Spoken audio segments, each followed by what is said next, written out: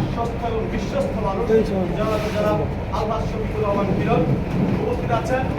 শফিকুর থানা ছাত্রদলের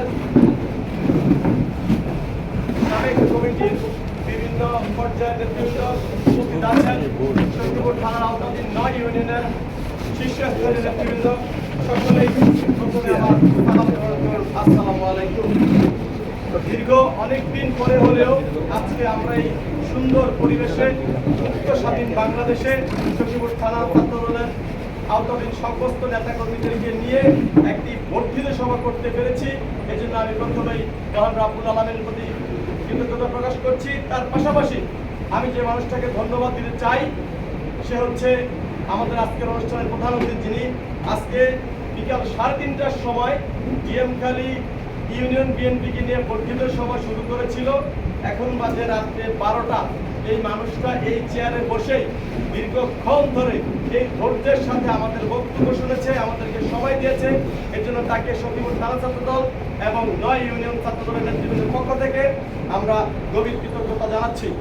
প্রিয় নেতৃবৃন্দ, আপনারা বিভিন্ন রকমের বক্তব্য দিয়েছেন।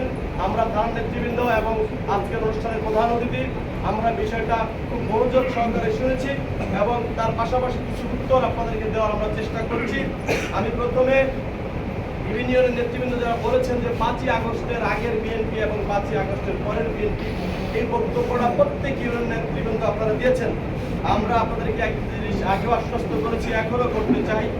5ই আগস্টের পরে এবং আগে যারা আছে, এখন সোশ্যাল মিডিয়ার যুগ, যখন নেতৃত্বের প্রশ্ন আসবে, যখন নেতা নির্বাচনের সময় আসবে, তখন কিন্তু চুল ছেঁড়া বিশ্লেষণ হবে। এখন আমরা অনেকেই হয়তোবা গায়ে ভাসিয়ে দিয়ে বিভিন্ন মিটিং মিছিলে অনেক ভাইয়ের সাথে চলে যাই, কিন্তু তখনের পরিবেশ আর বর্তমান এই পরিবেশ সেই জায়গায় যে একরকম থাকবে না। আপনার বিপক্ষে যে প্রার্থী আছে সে আপনার আগের আমলনামা এসে থানা কমিটির কাছে উপস্থাপন করবে যে সে এই যে আওয়ামী লীগের সাথে এই জায়গায় আঘাত করেছিল, এই জায়গায় তার ছবি আছে, বা এই কর্মকাণ্ডগুলি সে করেছিল।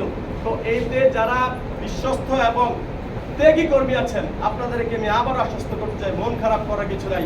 আপনাদেরকে আগেও ওয়াদা করেছিলাম 5ই আগস্টের পরে যারা সুবিধাভোগী আছে তারা অন্তত পক্ষে শফিকুর থানায় এবং 9 ইউনিয়নে কোথাও ভাইটাল পজিশনে আসতে পারবেন না।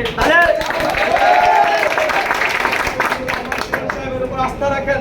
শফিকুর রহমান কিরণ সাহেব দীর্ঘ 32 বছর যাবত এই শফিকুরটা নিয়ে তার রাজনীতি, এই শফিকুরের খায়, এই শফিকুরের মানুষের সাথে তার সম্পর্ক, আত্মীয় স্বজন, তার নিজস্ব ভিটা, এইখানে কারো ব্যক্তিগতভাবে তার কাছে পরিচয় করার দেওয়ার কিচ্ছু নাই। সে সবার সম্পর্কে অবগত। রাজনীতি করতে গেলে রাজনীতির নেতৃবৃন্দের অনেক রকমের লোক প্রয়োজন হয়। তার কাছে এলাকার সবচেয়ে ঘৃণিত মানুষটাও এসব বিচার দেয়, এলাকার সবচেয়ে সম্মানিত মানুষটাও এসব বিচার দেয়। একজন রাজনৈতিক ব্যক্তিত্ব কখনোই কাউকে তার দরজা থেকে তাড়াই দিতে পারে না। এই জন্য আপনারা কেউ মন খারাপ করেন না। আপনারা যারা এগিয়ে আছেন, আপনাদের সবাইকে শফিকুর রহমান কিরণ সাহেব অন্তরে লালন করে, সেটা আমি জানি। আমি আপনাদেরকে বলতে পারি, বিভিন্ন সময় নেতার সাথে ঢাকা বিভিন্ন সময় যাই, তার অনেক ব্যক্তিগত সময় আমরা কাছে থাকি, তাদের আপনাদেরকে নিয়ে আমরা আলোচনাগুলি শুনি। তার হৃদয়ের অনেক গভীর আপনারা বসবাস করেন।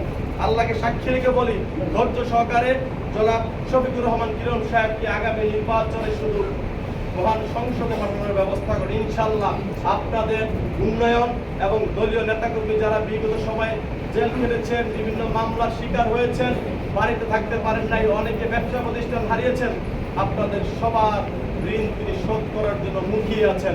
তিনি যদি ক্ষমতা পান, আপনারা যদি তাকে মহান সংসদে পাঠাতে পারেন, সবাইকে পুরস্কৃত করা হবে। আরেকটি কথা বলতে চাই, চরবাগার কিছু নেতাকর্মী নড়িয়ার বালি সম্পর্কে কিছু প্রশ্ন করেছেন, কিছু আলোচনা করেছেন। নড়িয়াতে যে বালি কাটার